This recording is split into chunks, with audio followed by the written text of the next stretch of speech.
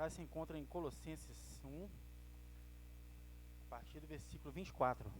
Colossenses 1, a partir do versículo 24.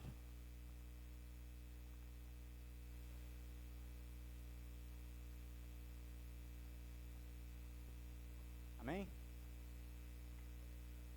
Agora eu me sinto feliz pelo que tenho sofrido por vocês, pois o que eu sofro no meu corpo pela igreja, que é o corpo de Cristo, está ajudando a completar os sofrimentos de Cristo em favor dela. E Deus me escolheu para ser servo da igreja e me deu uma missão que devo cumprir em favor de vocês. Essa missão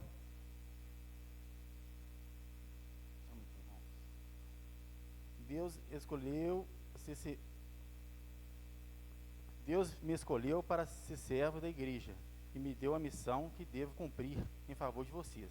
Essa missão é anunciar de modo completo a mensagem dele. Essa mensagem é o segredo que ele escondeu de toda a humanidade durante todo o século passado. Porém, agora, ele revelou ao seu povo. O plano de Deus é fazer com que o seu povo conheça esse maravilhoso e glorioso segredo que ele tem para revelar a todos os povos. O segredo é este: Cristo está em vocês, o que lhe dá a firme esperança de que vocês tomarão parte da glória de Deus. Assim, nós anunciamos Cristo e todas as pessoas, com toda a sabedoria possível. Aconselhamos e ensinamos a cada pessoa, a fim de levar toda a presença de Deus, com pessoas espiritualmente adultas e unidas com Cristo.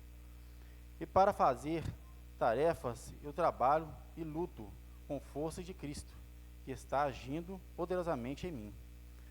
Pois quero que saibam quando eu tenho trabalhado por vocês, pelo que moram em Laodiceia, e muitos outros que não me conhecem pessoalmente. Eu trabalho para que o coração deles encha coragem e eles sejam unidos em amor, assim fiquem completamente enriquecidos, com segurança de que é dada a verdadeira compreensão do segredo de Deus. Esse segredo é Cristo, o que é a chave que abre todos os tesouros escondidos, o conhecimento da sabedoria que vem de Deus. Eu digo isso a vocês para que não deixem que ninguém os engane com explicações falsas, mesmo que pareçam muito boas, porque embora no corpo eu esteja longe, em espírito eu estou com vocês, e fico alegre em saber que vocês estão unidos e firmes na fé em Cristo. Amém?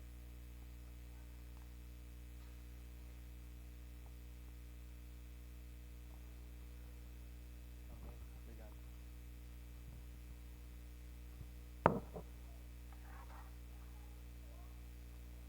Bom dia, igreja. Abusei um pouco da boa vontade dos irmãos aí, que pedi para adiantar e colocar aqui, né? Cheguei do trabalho, os irmãos estão mais novos, mais fortes, né? Me ajudaram aqui. Obrigado, viu, irmãos? Obrigado mesmo. Deus abençoe a todos aí. Um título para essa mensagem: Amor e verdade. Características de um cristão. Isso. Amor e verdade são características de um cristão. Amém, igreja? Porque se eu amo e não tenho a verdade, não é da vontade de Deus. E se eu digo a verdade e não digo em amor, também não é da vontade de Deus. E nós estamos trabalhando aí em Colossenses, do capítulo 1, as últimas oportunidades nós falamos, né, os irmãos já sabem, falando que Paulo, né, foi Epáfras que levou até Colossos a palavra do Senhor, ele ouviu de Paulo, né, você vai ver isso no capítulo 1, versículo 7, que ele ouviu de Paulo, então ele levou as boas novas, que é o Evangelho, né, para Colossos, e ali se formou a igreja de Colossenses. E nós vimos que o ponto ali, que Epáfras leva novamente um recado para Paulo, quando ele está com ele novamente, e fala que estava ocorrendo um erro muito perigoso ali, porque estavam entrando falsos ensinamentos, religiões e pensamentos, e o ponto forte ali, um sincretismo religioso, era adoração a anjos, esperando em anjos. Então Paulo começa a escrever, e nós já falamos, nós falamos até na última oportunidade que nós tivemos aí, que ele, que Jesus, que ele é a imagem do Deus invisível, o primogênito sobre toda a criação, nós já falamos disso, e ele continua dizendo para os irmãos ali, Paulo continua escrevendo essa carta, e ele começa a dizer, agora no versículo 24 do capítulo 1 aí, só você está sempre prestando atenção diante do contexto aí, porque ele está escrevendo essa carta, porque era um sincretismo religioso ali que estava acontecendo, e Paulo estava então levando à vontade o evangelho do Senhor. No versículo 23 acima, lembra que nós falamos aí, desde que continue alicerçados firme na fé, e não se afaste da esperança do evangelho que vocês ouviram, e que tem sido proclamado a todos os que estão debaixo do céu. Esse é o evangelho do qual eu, Paulo, me tornei ministro. É por esse evangelho que Paulo amou, é por esse evangelho que Paulo dizia a verdade, e Paulo continuou escrevendo, ele diz, agora me alegro em meus sofrimentos por vocês. Olha o versículo 24, olha a sabedoria de Deus. Como que um homem não estando cheio do Espírito Santo, como que um homem que diz que agora o morrer é lucro e o viver é Cristo, somente um homem desse poderia dizer que ele se alegrava em meus sofrimentos por vocês? Sabedoria de Deus. Quem se alegra? Quem humanamente, se não for espiritualmente, vai discernir isso? Como que o Wesley pode se alegrar sofrendo por mim? Se não for pelo amor de Cristo, se não for pelo Evangelho. Sabedoria de Deus é loucura para os homens. Para aqueles que não conhecem Jesus, isso é uma loucura, mas nós sabemos que essa é a vontade de Deus, de nos doarmos pelos nossos irmãos, em amor, sendo os verdadeiros. Esse é o Evangelho, irmão. É para isso que Jesus morreu na cruz. É por isso que Jesus morreu na cruz, para que fôssemos salvos. E ele fala que o novo mandamento eu vos dou. Qual que é o novo mandamento, igreja? Qual que é o novo mandamento? Assim como eu vos amei, amai o próximo assim como eu vos amei. Ele chamou mais alto. Não é amar o próximo como a ti mesmo, Tiago, mas agora novo mandamento eu vos dou, ame o seu próximo assim como eu vos amei. Jesus morreu por você, e morreu por todos nós. E olha o que Paulo fala, ele se alegrava no sofrimento por causa de vocês. Ele estava sofrendo. Ele diz isso aí, a sabedoria de Deus, uma igreja, que a igreja que sem sofrimento, ela não jamais vai chegar à perfeição, alegrar no sofrimento, sem Jesus, jamais as pessoas vão entender isso. Se não for pelo amor de Cristo, jamais as pessoas vão entender isso. No ponto 2, no versículo 2, ele fala aí agora, ele continuando, alegro meus sofrimentos por vocês e completo no meu corpo o que resta das aflições de Cristo em favor do corpo que é a igreja. Não que o sacrifício de Cristo não havia sido completo, mas é porque quando passamos por situações, quando passamos por aflições e continuando amando a Cristo e amando uns aos outros, nós estamos cumprindo o propósito que é a igreja do Senhor.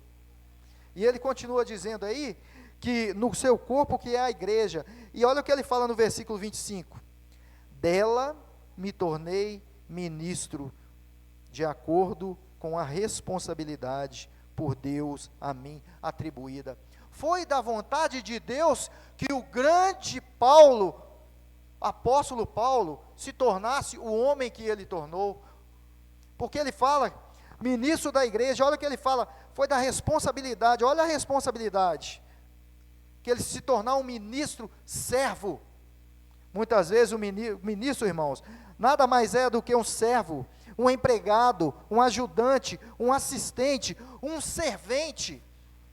um remador, sabe? Escravo de galés, as galés romanas, onde ficavam os escravos no fundo do navio e remavam. Não interessavam como estavam as ondas, se estava calmo, se o mar estava tranquilo ou não, eles estavam ali remando, e muitos morriam naquilo ali, iam só trocando e colocando os outros, e ele estava ali. É para isso, é disso que ele está falando. Então, quando eu, somos chamados a ser ministro do Senhor, para servir na sua igreja, irmão, a honra é toda do Pai, a honra é toda de Deus, porque não é um título, não é para ficarmos todos cheios, né, todos inflados. Eu sou o ministro de louvor, eu sou o ministro, eu sou o ministro da palavra. Irmãos, servos de todos os irmãos, é aquele que serve, é aquele que ama, é aquele que sofre. Quando Paulo fala que ele se alegrava no sofrimento por vocês, será que podemos dizer isso hoje? Será que hoje eu posso dizer que eu me alegro no sofrimento que eu tenho, em amor pela igreja do Senhor? Você já parou para pensar nisso? Será que quando você é usado por Deus, será que quando o Senhor te usa e te capacita para servir o seu povo, você tem usado de amor? Tem usado de verdade? Com a igreja do Senhor? Olha o que ele fala, ele apresentar a palavra de Deus, ora a responsabilidade, e essa responsabilidade, ele diz, por Deus a mim atribuída, então foi da vontade de Deus, qual que era a vontade? De apresentar-lhes plenamente a palavra de Deus, a verdade. O Senhor nos chamou para apresentar Jesus Cristo. Você é servo de Jesus? Diminua. Você é ministro na casa do Pai? Diminua. Jesus é quem tem que aparecer. Vamos nos colocar cada dia mais nos nossos lugares, sabendo que nós somos desse tamanhinho aqui, que grande é o Senhor dos exércitos. Quem sou eu e quem é você para maltratar a igreja do Pai? A igreja que ele morreu e pagou um alto preço por ela. Devemos amar os nossos irmãos. Primeiro ponto, ter amor, ter sabedoria, e a verdade jamais pode faltar, porque nesse contexto, quando Paulo está falando aqui, está escrevendo, ele está escrevendo agora a verdade, o que era, te esquecer tudo aquilo que eles estavam voltando e tentando trazer de volta, mas para que agora era Jesus, falando da verdade e tratando os irmãos com amor, com sabedoria. E ele fala no versículo 26 aí, esse mistério, né, a palavra de Deus, o mistério que esteve oculto durante épocas e gerações, mas que agora foi manifestado aos seus santos. Que mistério era esse, irmãos? Que aos seus santos foi revelado. O que foi revelado para você e para mim? E para alguns dos nossos irmãos no passado? Jesus Cristo. Tudo caminhava, tudo era uma sombra, tudo apontava para Ele. E esse mistério, então, foi revelado, e a obrigação e a responsabilidade que Deus colocou em Paulo, era de anunciar esse Cristo, anunciar essa verdade, anunciar Ele com amor, mas em verdade, para que heresias, para que coisas, para que seitas, não venham tomar o lugar daquele que é o único, que é digno de toda a honra e de toda a glória, coisa que estava acontecendo na cidade de Colossos.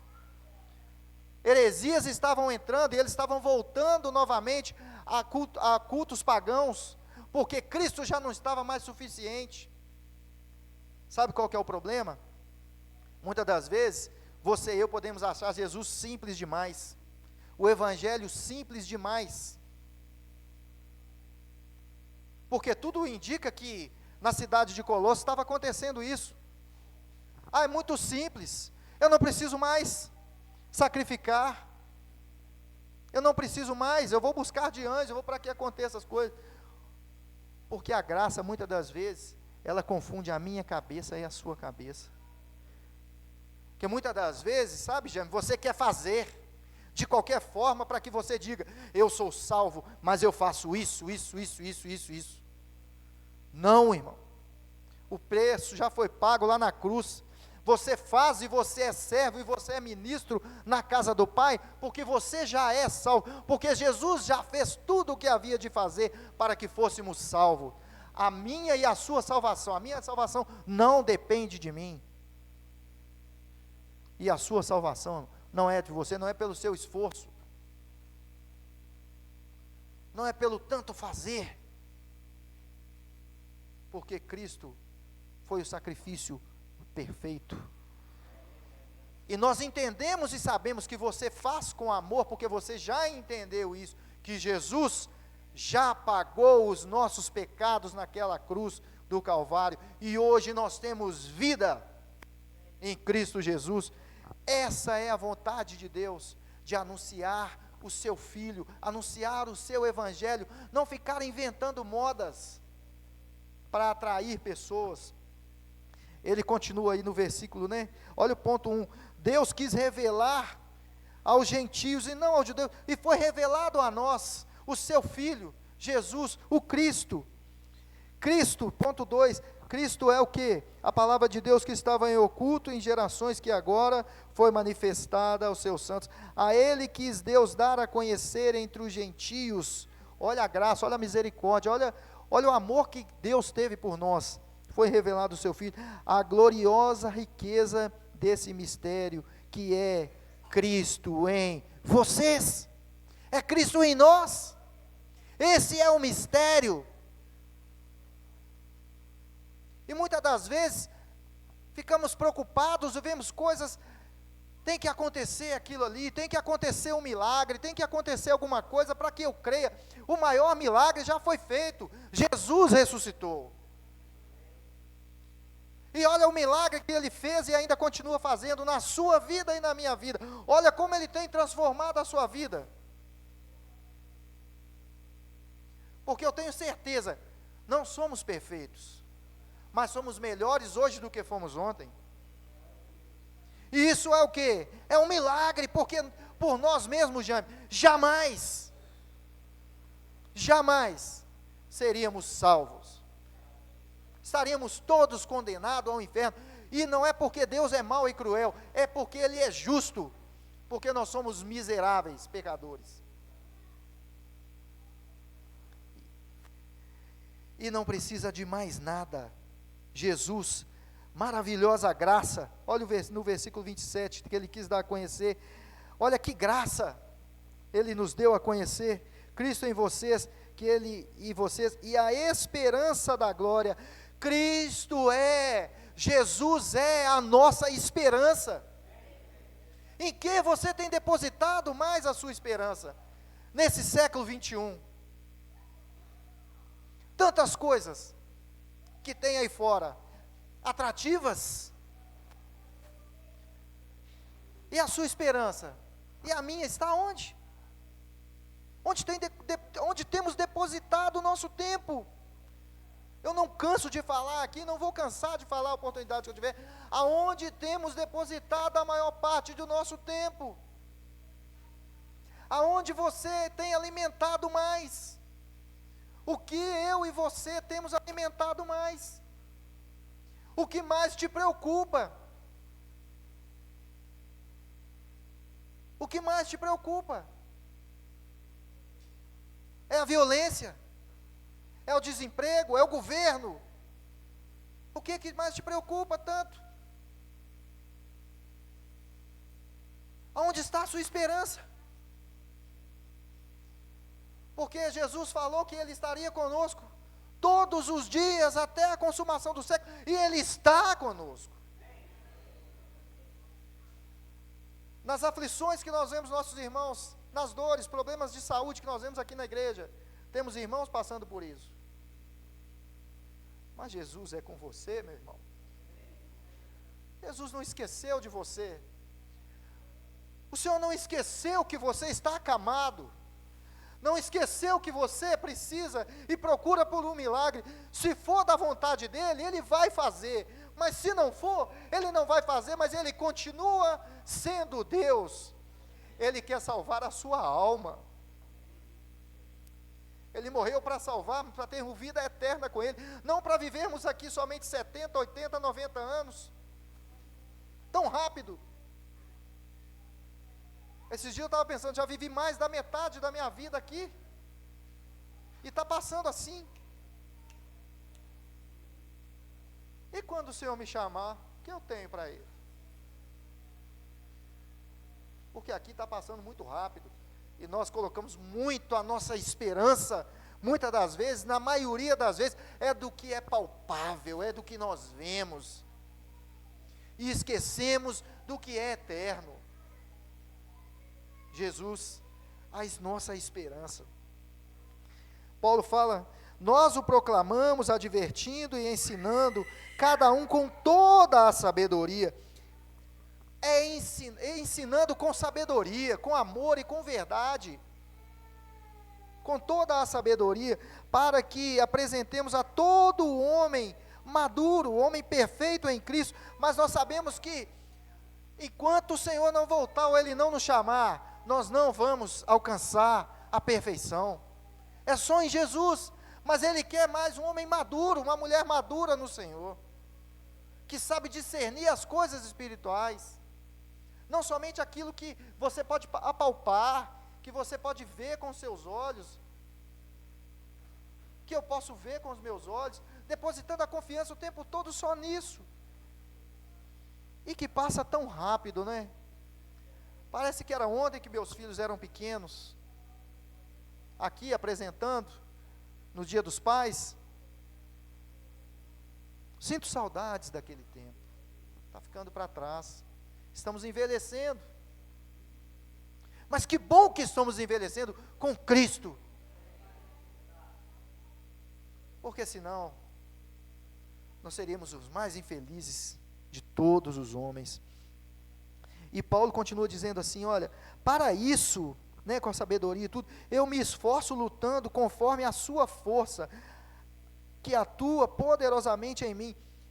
Tudo o que você faz, se o grande apóstolo Paulo, tudo o que ele fazia, ele mirava em Jesus, era Jesus que era o seu sustento, era Jesus que era a sua força, era Jesus que era a sua base, era a palavra de Deus que tinha sentido em tudo aquilo que ele dizia, porque ele deixou todo o seu conhecimento. Nós não estamos falando de um homem leigo aqui não, de um homem inculto aqui não, estamos falando de um homem que era sábio diante dos homens também, na sabedoria humana, um homem criado aos pés de Gamaliel, um homem com poder monetário, a ponto dele dizer que tudo isso para ele era como se fosse escória, como se fosse esterco, quando ele realmente viu o que realmente importa, que é Jesus Cristo.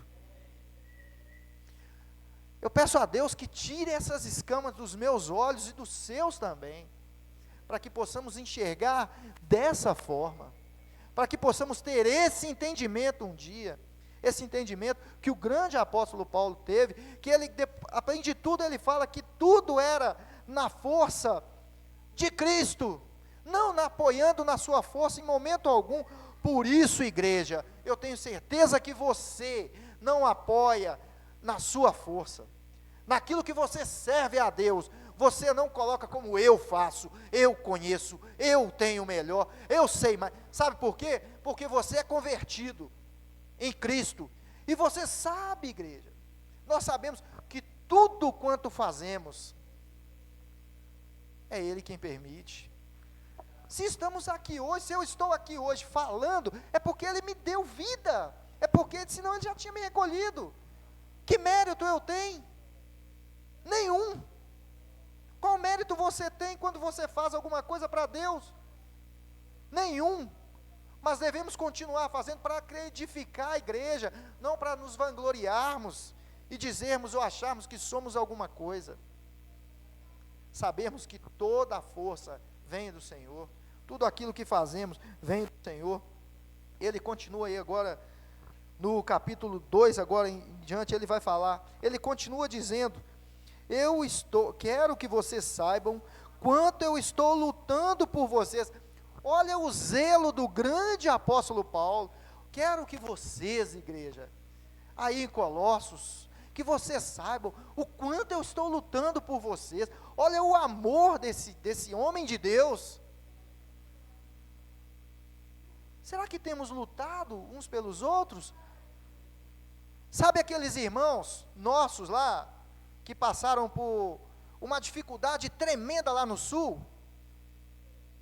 Aquilo que aconteceu lá? Aquela catástrofe que aconteceu lá? Nossos irmãos. Então, quando você contribui na casa de Deus e que chega até lá uma ajuda, é porque você está fazendo a vontade de Deus. Porque não é só nós aqui que somos irmãos, não. Nós não somos um clube social, um clube fechado aqui não. Nós temos vários outros irmãos em Cristo espalhados pelo mundo. Vários outros irmãos. Não podemos nos fechar e querermos ser exclusivistas, porque não somos melhores do que ninguém. Somos pecadores, falhos, que carecemos o tempo todo da misericórdia daquele que nos amou primeiro. Porque se nós estamos aqui servindo, eu aceitei Jesus, corrija isso, irmão. Foi Jesus quem te aceitou. Jesus não precisa ficar lá, será que ele vai me aceitar? Será que o Ronaldo vai me aceitar? O João vai me aceitar? Será? Não queria tanto que ele me aceitasse. É ele que nos amou primeiro, é ele que nos aceita, irmão. Ele que nos aceitou. Ele fala, ele mostra e dá esse exemplo do amor. Quero que você saiba o quanto eu estou lutando por vocês e pelos que estão em Laodiceia e por todos que ainda não me conhecem pessoalmente. Laodiceia é uma cidade que estava próxima ali, uns 16 quilômetros mais ou menos da cidade de Colossos. Ele estava lutando por eles e por aqueles também. Olha o grande amor, olha o exemplo que ele deu, para que eu e você possamos copiar.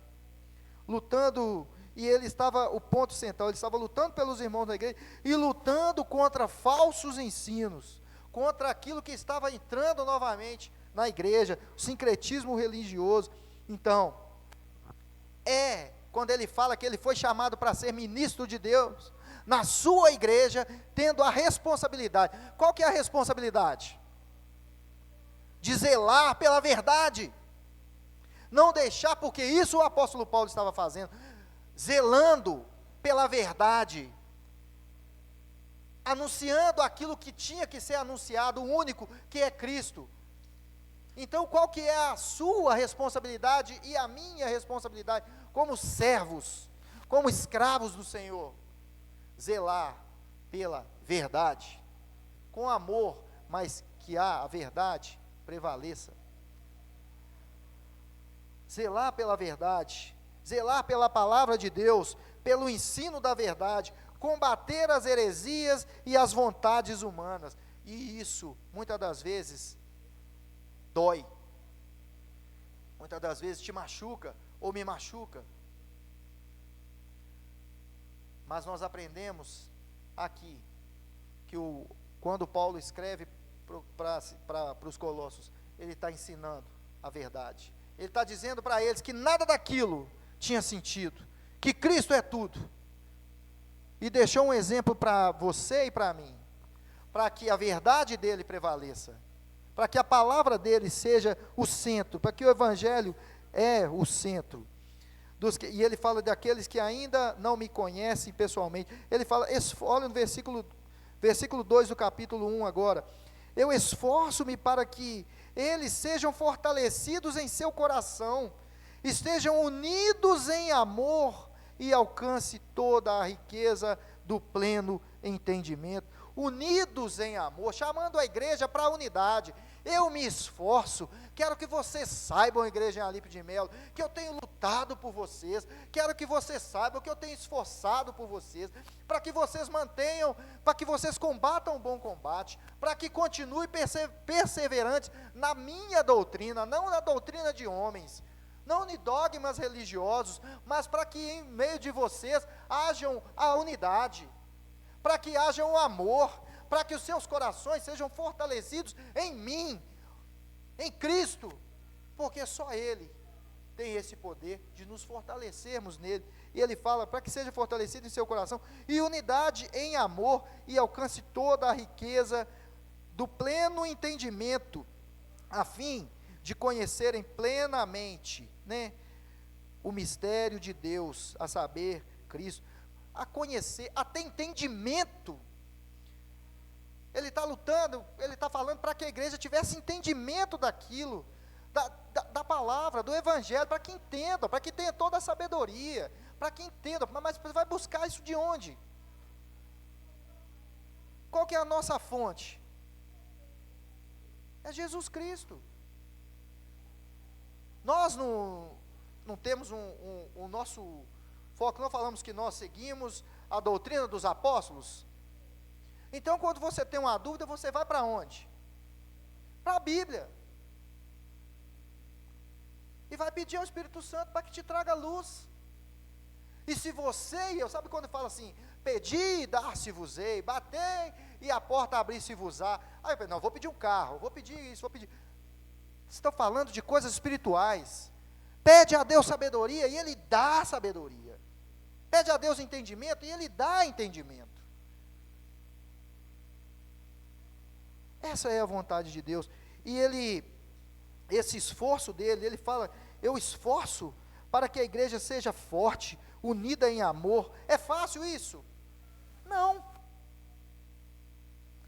Mas ele queria que a igreja entendesse que ele estava lutando, e que ele se alegrava com o sofrimento da igreja, mas que ele estava lutando para isso.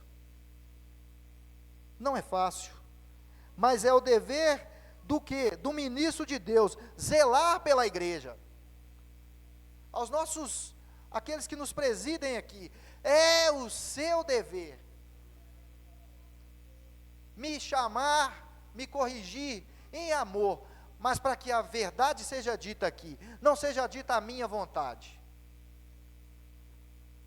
e nem as suas também, irmãos, por mais que amamos os nossos pastores, o nosso evangelista, mas nós amamos primeiro a palavra de Deus, amamos primeiro a Deus.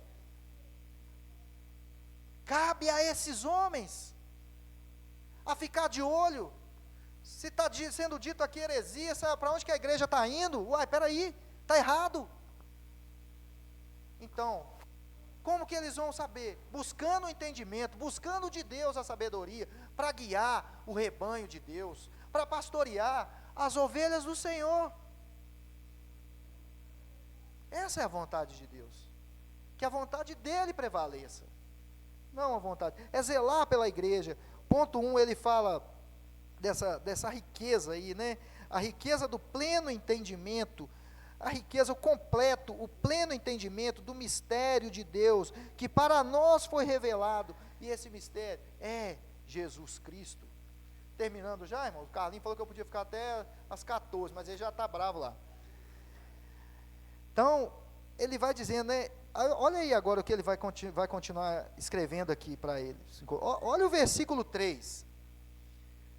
Olha o versículo 3. A fim de conhecer plenamente o mistério de Deus, a saber, Cristo. Olha o que ele fala. Nele quem? Em Cristo.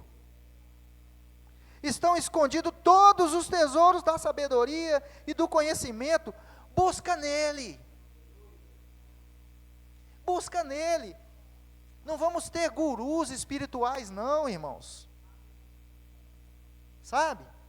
Por mais que confiamos nos irmãos, buscamos coisas, aprendemos com pessoas aí fora, mas o nosso mestre é Jesus.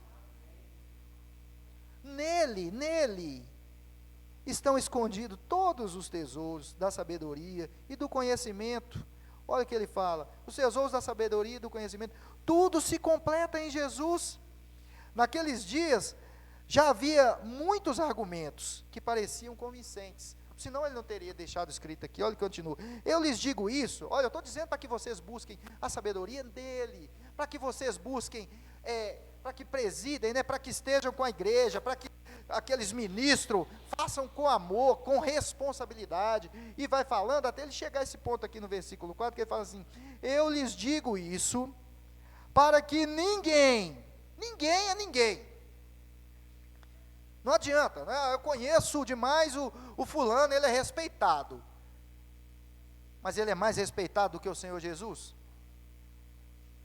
Por mais que respeitamos muitos irmãos, ele fala ninguém, esse ninguém é bem claro. Eu lhes digo isto, para que ninguém os engane com argumentos que só parecem convincentes. Só parecem. Vamos ficar aí caindo em qualquer argumento de qualquer pessoa, que tem uma boa oratória, vai chegar aqui com 20 minutos e você vai apagar tudo aquilo que você aprendeu e vai para casa agora com aquilo? Não. Vamos ser como os de Bereia. Eles ouviam de Paulo, do grande apóstolo Paulo. E o que eles faziam? Eles estavam querendo, eles voltavam porque eles estavam vendo que ali era verdade.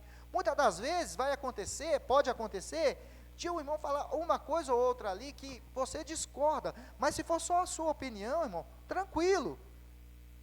Mas agora aquilo que nos une, que é fundamental na nossa fé cristã, isso aí não tem meia conversa não. Aí ele fala que para que tomar cuidado naqueles dias já havia muitos argumentos. Então Paulo chama a atenção para nós a não nos deixarmos enganar, mostrando toda a suficiência de Cristo aí que ele mostrou no versículo 3. Então olha o versículo 3 é que nós já lemos ele. É porque nele, em Jesus, estão escondidos todos os tesouros da sabedoria e do conhecimento. Eu lhes digo isso para que ninguém os engane com argumentos que só parecem convincentes. Aí ele vai dizer no versículo 5, nós estamos terminando, tá? Porque, embora eu esteja fisicamente longe de vocês, em espírito eu estou presente, e me alegro em ver como estão vivendo em ordem, e como está firme a fé que vocês têm em Cristo. Essa é a vontade de Deus em dizer, olha irmão, olha Alipe de Melo, eu me alegro, que apesar de todas as dificuldades, de tantas coisas aí, de tantas heresias sendo pregadas, de tantas coisas acontecendo ao contrário, de tanta falta de amor, de tanta coisa, eu me alegro, porque eu vejo, né, o esforço de vocês, que está firme na fé, que vocês têm em Cristo. Temos que estar apegados naquele que é Jesus Cristo, Ele é o único. Então, concluindo, hoje, temos muitos argumentos. Temos ou não temos? Temos muitas ideias. Quem aqui não tem muitas ideias para colocar aqui, para fazer a reunião ficar muito atraente aos nossos olhos? Tem muitas ideias para a reunião ficar atraente. Vamos fazer uma reunião para atrair mais ainda os jovens. Só usar um exemplo, tá, jovens? Me perdoem aí, mas e para todos. Então vamos fazer. Aí vamos começar a nutrir isso aí, Mateus. E vamos fazer agora a reunião voltada para os jovens, só. O dia que acabar as suas ideias, eles vão embora. E vai acabar, porque eu já falei isso aqui uma vez, a nossa fonte seca. Mas de Jesus não. Muitos ensinos, temos muitos argumentos, muitas ideias, muitos ensinos por aí, muita religiosidade dentro da igreja. Muitas promessas, você vê aí, né, vai acontecer isso, vai acontecer aquilo, e muitos falsos mestres. Como não se deixar enganar? Pregue a verdade, anuncie a verdade, não a sua vontade, ou o que você acha, não a minha vontade, ou o que eu acho. Vamos orar, buscar de Deus, se realmente quisermos sermos ministros responsáveis na casa do Pai. Que Deus nos abençoe, obrigado pela paciência, e que Deus nos abençoe a sermos uma igreja que possa ouvir a voz do Senhor. Amém?